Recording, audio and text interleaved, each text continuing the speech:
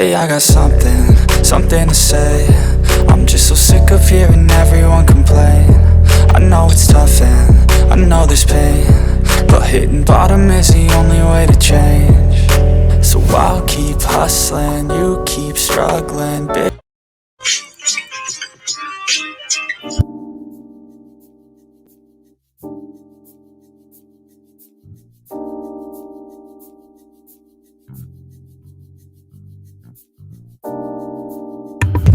Welcome back to the channel. Welcome back, everybody. Good morning. Good morning. This is the Big Money Meni Book Club, and we are back. Been a while. I apologize, guys, but let me go ahead and get the sound check in real quick.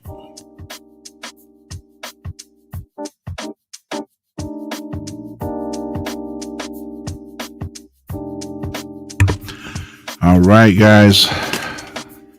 It has been some time since we had last posted, and I do apologize about that, but we are back, and I'm ready to finish off this book.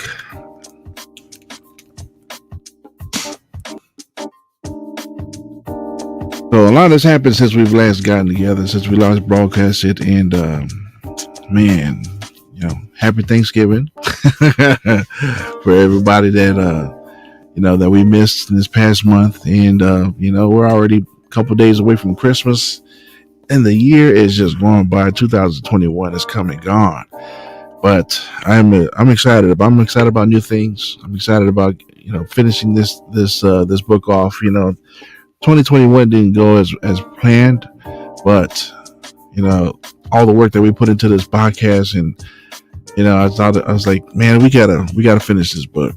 We only got a couple chapters left, and this is chapter 17. Chapter 17 is the inside team. The last chapter was about the outside team, right? And so people that we are utilizing in our business that are not necessarily in our team. And that was a pretty big chapter, but today's chapter is a long one, so I'm gonna fly through it. And I just got done reading. I've been reading. I put I think about 4 or 5 hours into this chapter, but I'm gonna just break down some highlights of this chapter. All right, so chapter 17, your inside team. All right, and so again, if you are new here, we this is a book club, but we are looking into some other projects. We are looking into some other things that we're going to do, and some stuff I'm very excited about. As a matter of fact, I'm going to go ahead and share just a little brief a glimpse of what we got going on, right? So we got a little truther channel coming out, and let me show you what we're working with here, guys. Warning. This video may contain certain truths that may get you canceled or deemed wildly unpopular, or even a menace to society. For here we question everything, or at least the narrative that's put out there. So if that's your sort of thing, please continue and enjoy. God bless.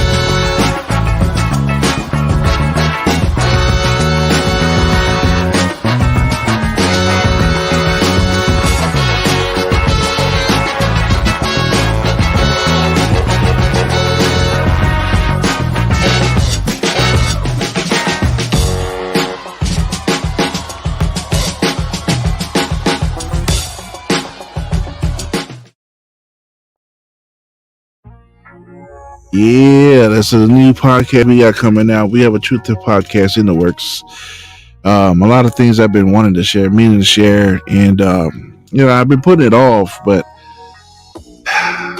things are pushing us in that direction. So we got to go ahead and get that done. I'm not sure how we're gonna do it. I don't know where I'm gonna find all the resources, and I'm gonna just do what I can. I've seen how far I've come with this chapter here, or with this podcast here, and I'm gonna put this podcast. I'm not sure. I don't know if I was gonna put it away, but it's maybe we can do both. We'll just have a couple different series going on, and we'll go with that. But yeah, man, keep me in your prayers and these little projects I got going on. It's not for money. It's because it's what's on my heart. Yeah. So this podcast is a book club, and it's about learning how to be the best business owner, and not just business owner, but leader. You can apply this to your church. The best leader you could possibly be, and what a person to learn from. Bedros Keuilian. There's not a lot of people like this guy.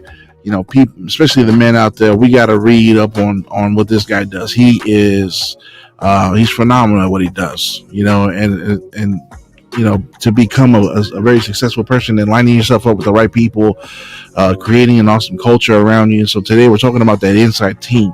A team will do a lot for you. I mean, one person can only do so much, but when you have the right team around you, miracles can happen. Okay, so we're talking about an inside team, and he talks about, the inside team consists of your employees, but the goal is to turn your employees into an effective team of fighter jets, which we covered earlier in this book. Your inside team are people who work for you, and people you pay. They work for you. They work with you, and they are going to be the ones who help take your business idea to industry domination. See, he says that too many entrepreneurs treat their business like a dysfunctional family or a part-time hobby. And that right there, I mean, very direct, as Bedros Keuilian is always, has always been throughout this book.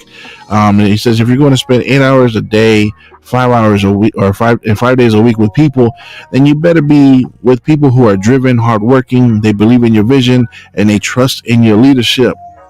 See, my inside team wasn't everything I wanted them to be in the early days of my business, and here's how bad it was. So here we're going to go ahead and do a couple stories of people that he had on his inside team that were not up to par and that really affected the business. He talks about how he had a bookkeeper who was responsible for taking care of the monthly bills, make sure that they were all paid, and they started getting collection notices. All right, so somebody wasn't doing their job.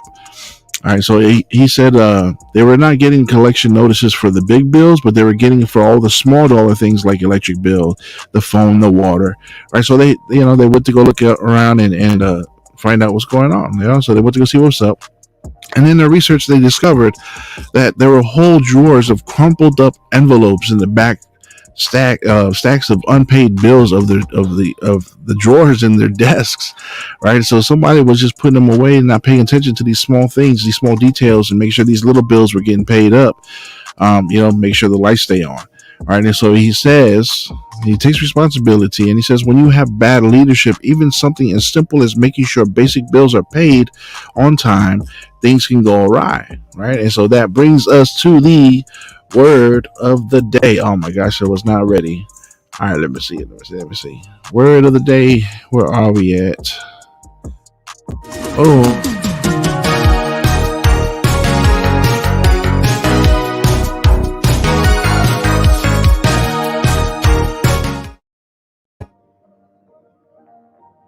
All right, the word of the day is awry. Let me go ahead and share this with you guys. Again, if you're not familiar with what we do here, we have sorry, gotta click the right thing here. I'm a big fan of Cheers, right? And I just started watching Cheers, and as I watched Cheers, I learned that well, the language back in the 80s, the English was a lot different, and as I'm hearing them say, certain words, this is a show that takes place in the 80s, Boston, at a bar, and I worked at very, very, very many bars as a bouncer, and I'm, I was taken aback. It's just like, what are these words? What is this language that they're sharing? They're talking about here. Um, and why do these people understand the words that this person is saying? We have psychiatrists at the bar, doctors at the bar, and oh my goodness. Okay, so I was not ready with the. Oh no, we're paused now. Of course, after all that work. All right, give me 1 second, guys. Let me see if we're gonna jump back into it here. But basically, awry.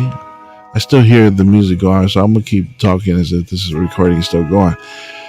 The definition of awry is when things go not according to the plan that was set. So you have a plan, you have a procedure, you got things, all set up to go.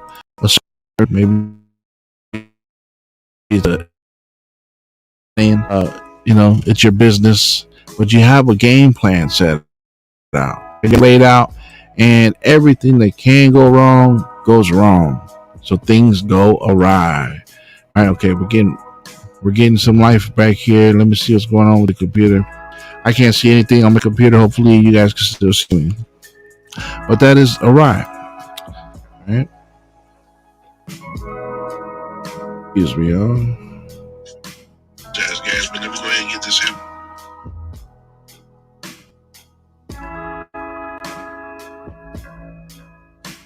Sound checking real quick.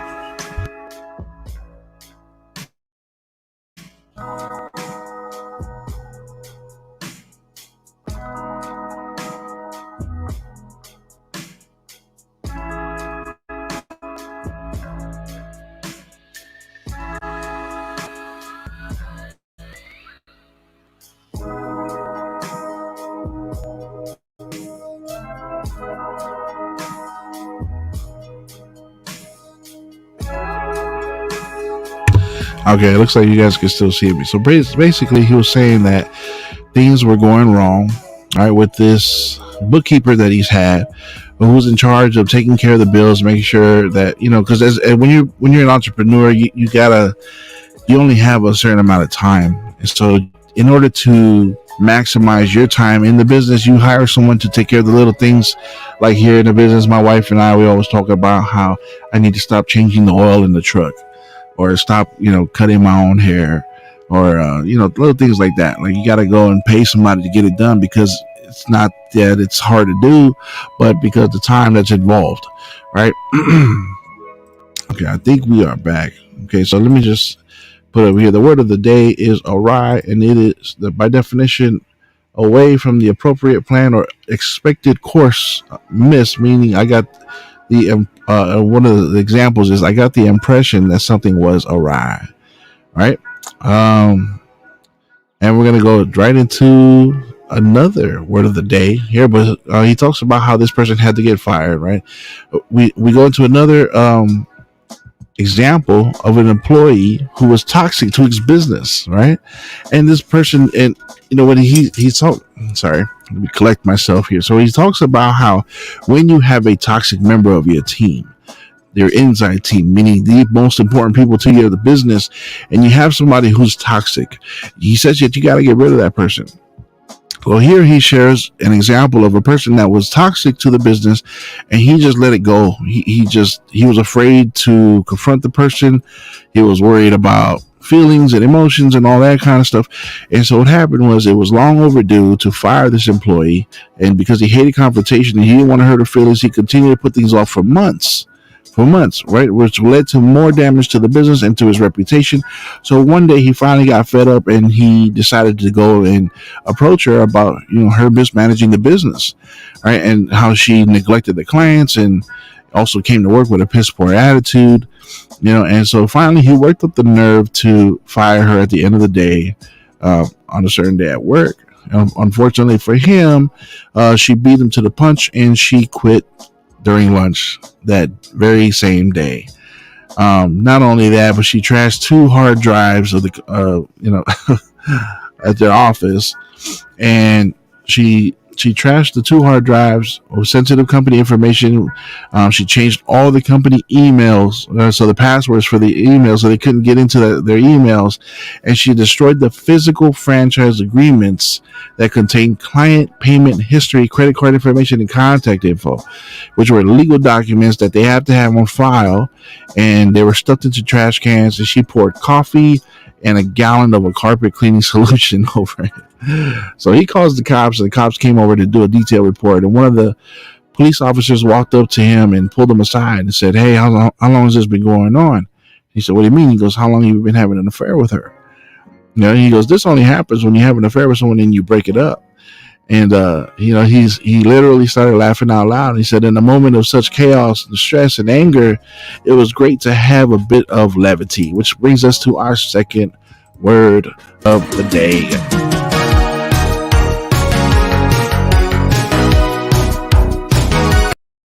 All right, enough of that. All right, so the word of the day is levity, right? Levity, is a word that's fairly new to me. You might know some of these words, but if it's new to me, I'm going to go ahead and share it. And it means to bring humor or frivolity, especially the treatment of a serious matter and treating it with humor or in a manner of lacking due respect. As an attempt to introduce a note of levity, the words were a disastrous slip. Right, so there we go. So he says, "You're an idiot to have kept that toxic relationship or a toxic employee for such a long time." Right, and so there is an example of what happens when you don't take care of business and do the hard work of firing somebody. Which we're going to go into in a little bit more detail. Right, so they also found out, right, in the aftermath of all that, they discovered that a third of their franchisees, the owners of their business, had not been paying their monthly royalty fees for almost a whole year. So he says, in total, we had lost $640,000 in income, and that was none of that was charged. And he talks about how he thought about his dad, who worked all those jobs just so they could live into that single bedroom apartment that they had, right? And he said he would be sorely disappointed to see how much money or how much he wasted, right? Not money, he didn't say money, but he said how much he wasted. All right, so this is the cost of poor leadership: having no vision, shitty communication skills, and having employees whom I had allowed to get out of control. I was the only person to blame for these. He said these are the highlights, or maybe you might call them lowlights. And I can go back through a full catalog of crazy stories that he has and reflect on it now. But with the benefit of a few years of distance, one of the things that I realized is that my employees' dysfunction was not a reflection of my dysfunction. One of the things that I realized is that my employees' dysfunction was just a reflection of my dysfunction as a leader. I was responsible. I wasn't present. I wasn't leading. I wasn't setting an example. So here he talks about leadership always flows from the top down, right? And that's how it always is, no matter what organization. Fingers can be pointed, but it's from the top down. But again, the whole team is a part of everything that goes on in the business, right? So, to his surprise, it wasn't any surprise that my employees were cutting corners and doing shoddy work, and they took their cue from him. He said, "I caused it by ignoring the red flags. I avoided tough conversations. Should have had employees. I avoided the conversations that I should have had with those employees who I paid to get the job done."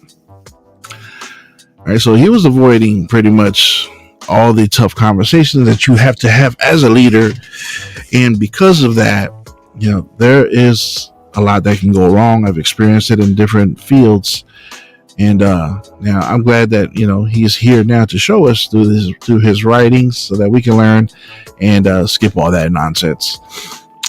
All right, I should have reinforced high expectations and standards.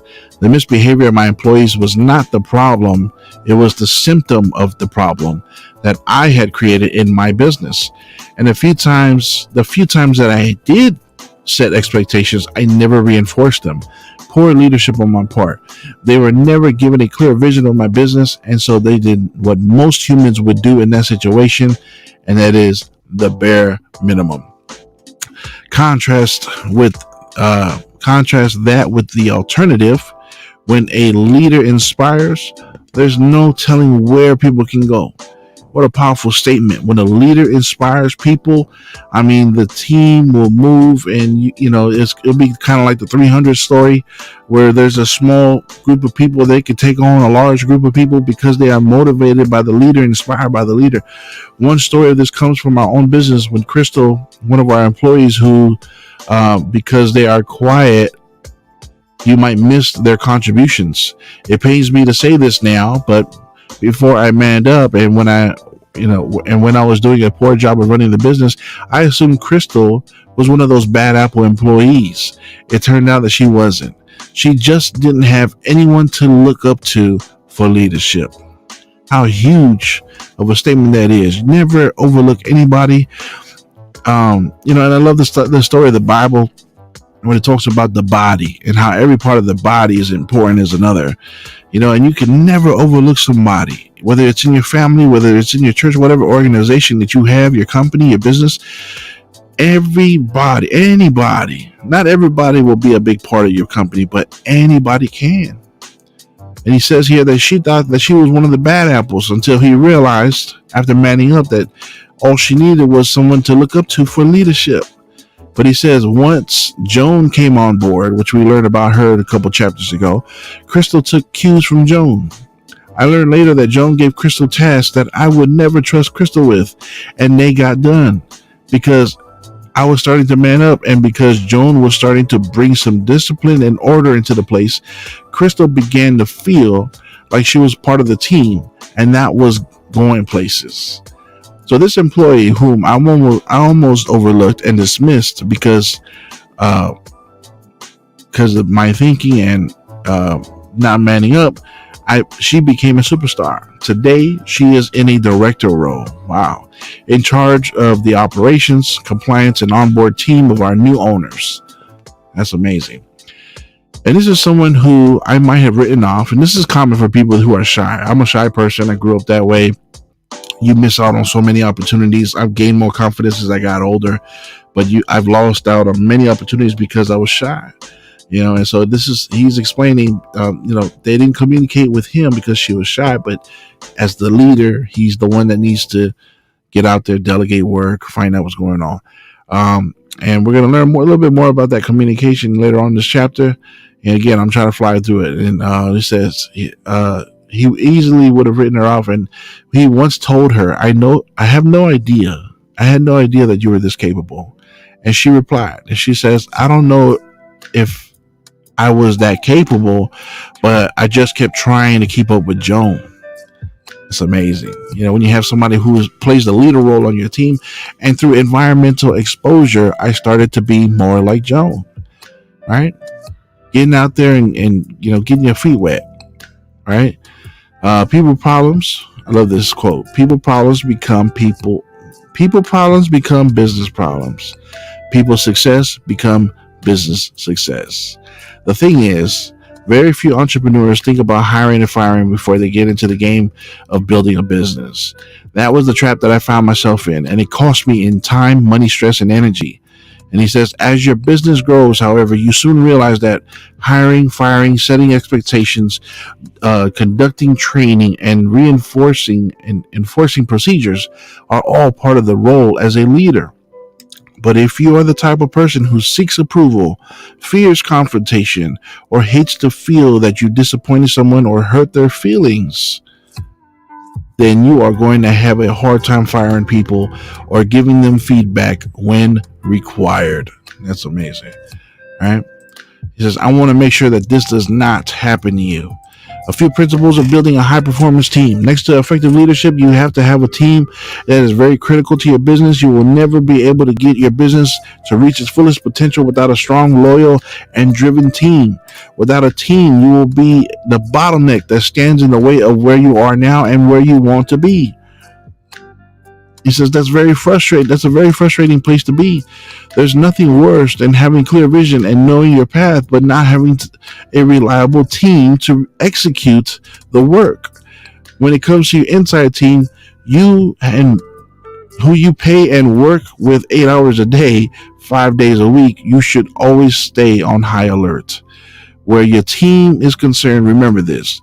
You are not firing friends. You're not hiring friends. It's not a popularity contest. And you can't engage in my previous damaging behavior of avoiding it and hoping that it will go away. The problem will never go away until you do something about it. Either fix it or fire it. Oh man, I love that. Fix it or fire it, right? You're running a business that costs money. It has competition. It involves risk and sacrifice. Entrepreneurship is not a game. You got a serious obligation to your business, to your clients, to your customers, your family, and your employees to deliver a world-class product or service. Your goal is to hire, build, and recruit a team of highly driven workers who will have a can-do and never quit attitude, and who want to win more than anything. Here's how I look at it now. An employee is someone who clocks in a little late, clocks out a little early, and does the bare minimum just to stay employed. Ain't that right? I'm sure you can think of an employee or two right now based on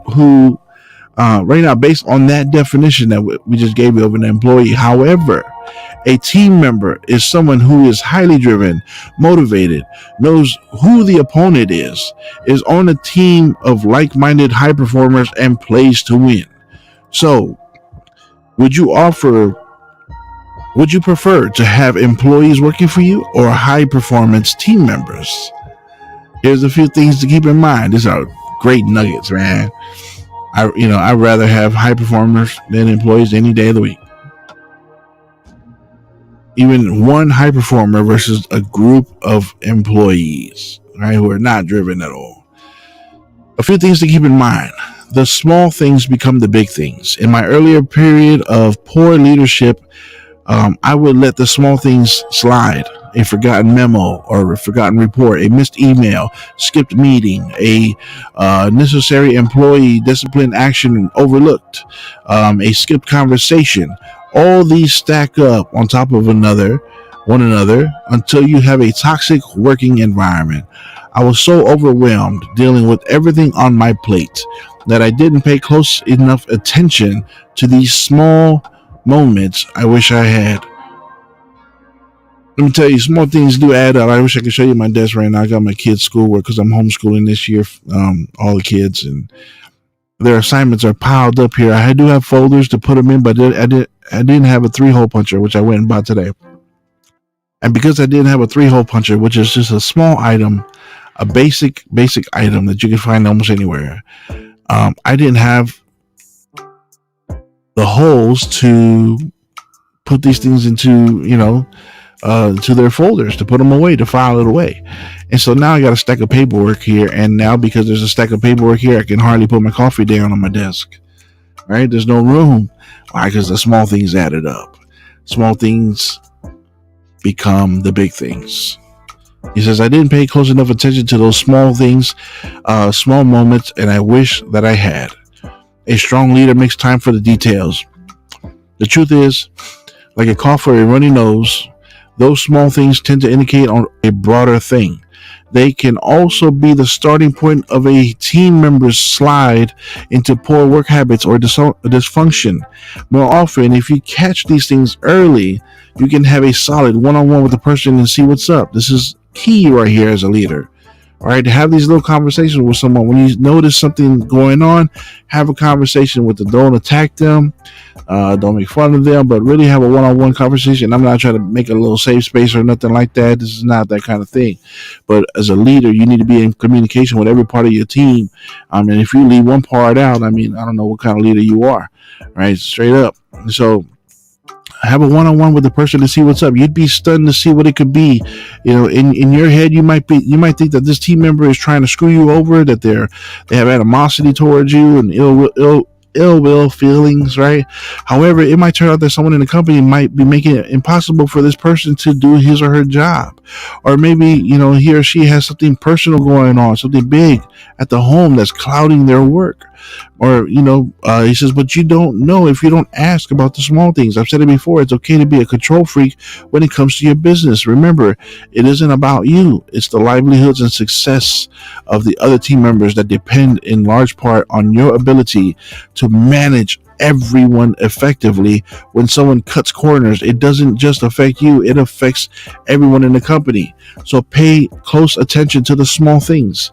They lead on to bigger things. Number two, figure out what they're bringing to work. Remember that just like your personal life affects the health and the health of your business, their personal lives affect the kind of performance that they bring to the work.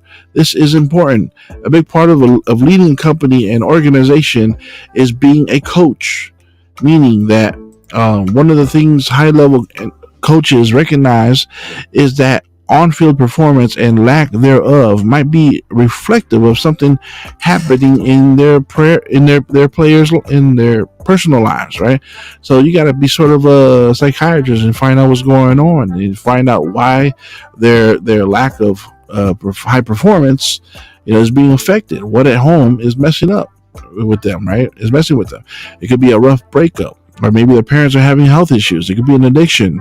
It could be anxiety issues, depression, right? It's not up to you to solve all your team's problems, but it is in the best interest of your business and your team members to be compassionate, to be communicative, and to give feedback and help them get back on track. In some cases, you can help them. In some cases, you can talk to them and coax it out of them what's going on, and then help them to develop a plan to fix it. He says every morning he sends out an email to a small group of team members. He sends out an email to a group of his team members, and these emails are designed to do three things. Number one, they help the team to play at a higher level in both their personal and professional life. Number two, it helps them to keep aligned in our company's vision, values, and goals. Number three, it gives them an opportunity to respond to me, to connect with me, and to open up a door of safe dialogue. In fact, maybe it is a safe space. Ain't nothing wrong with that. All right. In fact, it's because of these Monday morning emails that I've been able to help team members work through anxiety, depression, health issues, and financial struggles. The more I can help my team members, the more they'll be able to help me grow my business and the impact that it takes. Important to go into the situation thinking you can magically cure everything. It's important to not think that you can cure it. Okay, there you go. It's important to not think that you can go into a situation and cure everything. I look at myself as the person who can point them in the general direction of the solution that they need while helping them to feel understood. Awesome. And number three, these emails help to interview for culture. Oh, sorry.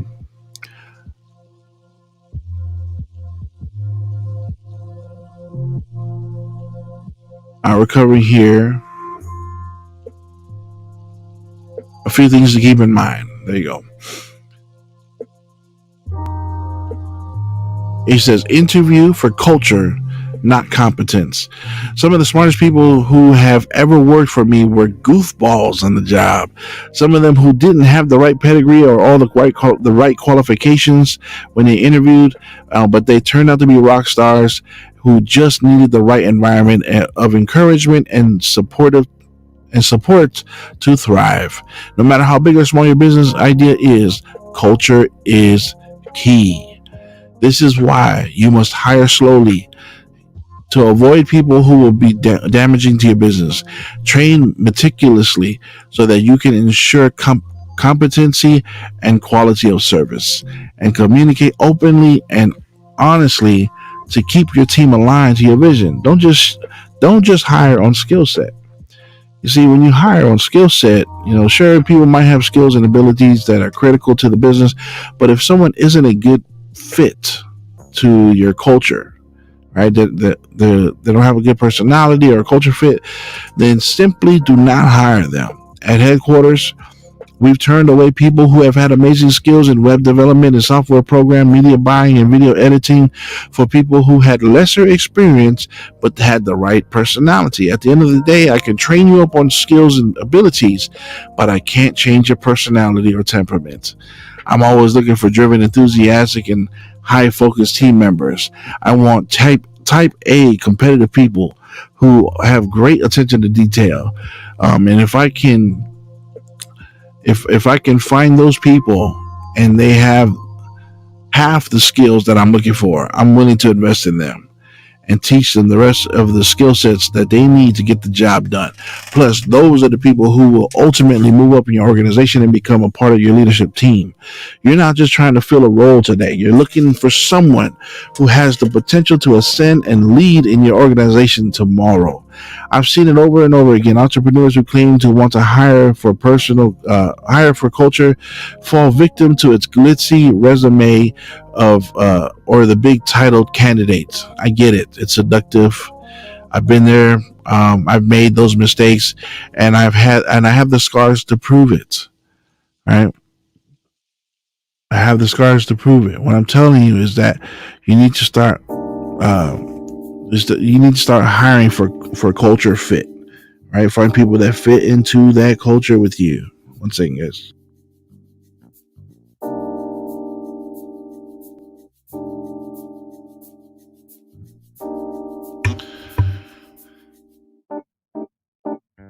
Hiring for a culture fit is a lot more than an impressive resume. It's making sure that you can hang out with that person. Here's how we approach hiring people these days: 4 or 5 interviews, and then finally interviewed by Bedros. So let me just break this down. There's a process that they go through when hiring people, and they go through, interview with the head of this department, interview with the head of this department, interview with the supervisor here, and they put people through these. And I've been through it before, trying to work for certain companies, and they wanted to put me through 4 or 5 interviews, with a group interview, then a one-on-one, and then one with with these 2 people. It was frustrating. And as I was reading this right now, I cut it short. But as I was reading this with Bedros Keuilian, and the way that they interview people 4 or 5 times, and then they send people to Bedros, then they send people back the other way, and then they go back. There's 4 or 5 interviews, just to really break down a person. And to me, I was sitting there reading, I was like, why are they putting so much emphasis on doing 4 or 5 interviews? Like, what is the point? Just get one interview done and stop wasting your time. But they really want to break down a person when they're hiring them into their business. And I think this is key. I'm going to make this my takeaway as I implement this new process to my business, so that I don't waste time and hire people into my business that I'm going to waste my time with and are going to hurt my business, hurt my reputation. So he says, finally, after all these interviews, he finally gets an interview with Bedros himself. Right? By this point, they've learned a lot about the prospective team of members. These new prospective candidates. Are they willing to jump through the hoops, appointments, and interviews? Did they show up to every interview on time? And by on time, I mean early. Are they consistent with their answers and attitude and the way that they present themselves? Did any of the interviewers catch something that may be a red flag that the previous interviewer did not catch? You'd be surprised how many times we found inconsistencies in answers and attitude and punctuality during our multiple interviews. I've been through that. The final 2 interviews are conducted to get a better understanding of the applicant's personality, their sense of urgency, enthusiasm, work ethic, and desire for the job. During the final interview with me, I like to keep prospective team members on their toes. I like to see how they cope with a pattern that they're not used to.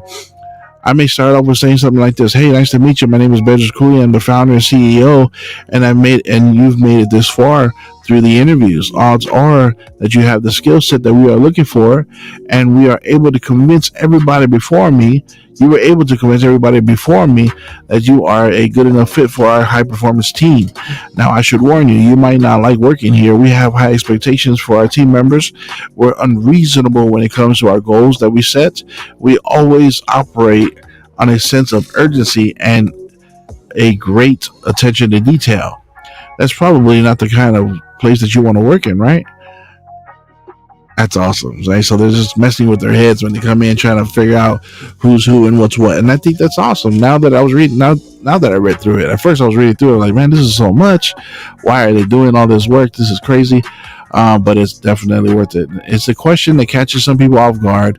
Based on their answer to that question, I'll either end the interview or they'll say they're excited to work in such an environment, and I'll say, okay, let's pretend that we are two people sitting at a bar having a drink and getting to know each other. The rest of the 15 minutes is spent asking them questions about how they deal with highway traffic, their favorite music, books they've read, movies that they like, favorite restaurants and menu items, a time that they got hurt or injured, and how they dealt with it.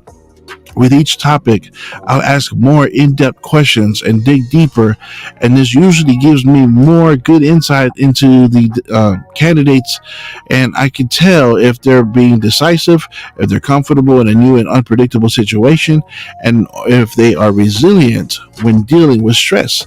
I can hear if they're clear communicators and determine their overall energy. Since we've adopted this process of qualifying potential team candidates and we've had people not show up on the third or fourth interview, since they've started this process, they've had people not show up for the third or fourth interview because they either overthought it and psyched themselves out, or during the final interview with me, I've seen people break down and cry, ramble to no end, and even shut down and just sit there with a blank look on their face. I've also seen candidates that didn't seem like they'd stand out on paper, but yet they come in and totally wow us in these interviews. But we take our time with all of these interviews and we add them to the team with the same care and precision that a GM uses before drafting a trade or trading a player. Very good way of looking at it.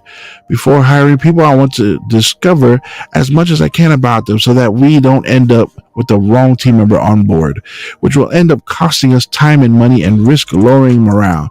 Team chemistry is too important to get it wrong. Today, my headquarters is filled with 46 high energy team members whom I consider fighter jets.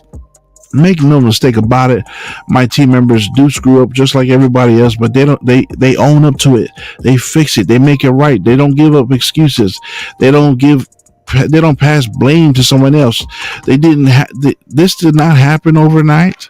It's a byproduct of constant and clear communication of my expectations, and it developed through leading by example by both me and my leadership team. Sorry, guys. Like all humans, my team members often have days where they're off and they're not focused. But unlike many employees who get into a funk and they stay in a funk for an extended time period, my team members they have bounce back ability. They are mentally tough. They communicate openly and clearly, and they are highly aware of our mission and our vision and because of that, they are relentlessly focused on our amazing culture together. Sorry about that, guys. So, finishing off the 6 pillars of effective entrepreneurial leadership. I know this is a lot today, guys, but we're going to finish this. Pillar 6 is a high performance team. You want to have a high performance team. When you start off as an entrepreneur, you will likely become a one-man show, but then you go to 1 or 2 employees, and then things get pretty manageable at this point. However, if you really want to become an industry leader, then you'll continue to grow to anywhere between tens and hundreds of employees. And at this size, having a high performance team in place is the difference between frustrating or average growth and exponential growth. This is the difference between having frustrating, average growth, or exponential growth, right? Having the right team of people, high performance team, It's your best interest to build a team of high performers and high performers rather than employees. Sorry. Oh, I gotta finish this. All right. Yes, there's a difference between employees and team members. Employees are going to clock in a little late. They're going to leave a little early, and they're going to do the bare minimum and just enough to collect a paycheck, and so that they don't and they don't. I'm sorry, but they don't see you as an individual, but rather as the company.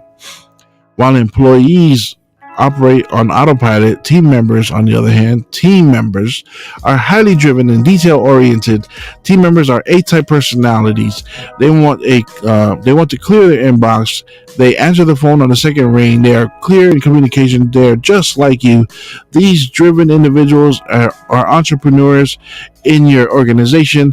They're entrepreneurs because they're entrepreneurs that are part of your organization. They're motivated to come together as a team to beat out your competition. They want to win. They want to please you. They want to, and they are willing to go the extra mile just like you do. How does having a high performance team serve you? Which group do you think will grow your company to $100 million? The employees or the driven team members? Obviously, sorry. Obviously, you want the team members, right? And finally, we have our exercise. Tell you it's gonna be a long one, guys. We're done right here. Do an onboard inventory. How do you bring people into your organization now? What's your process in finding and selecting them? And if you don't have a process, build one based on what you've learned in this chapter. And that is it for chapter 17. One thing I'm going to take away is the way that I bring people to my business. I'm not just going to offer it out there and see if you're like, hey, do you want to do it? Do you want to do it? Do you want to do it? No, I'm going to go out there and find the people that I want to work with me and hire them, knowing exactly what I'm looking for as a person that's going to be a part of my team, as a part of my inside team, crucial to my money making ability and the impact that my company will have. So I'm glad for that, guys. Thank you guys so much for being here. And it's been an honor to cover these two books with you this year, with the 25 Biblical Laws of Success and with Bedros Keuilian's Man Up. We got one chapter to go and we're going to finish it off, guys. It's a bittersweet ending, but I'm grateful for y'all. Those who tune in, and some of them are on Facebook, some are on YouTube, Anchor, Twitter, wherever you're at.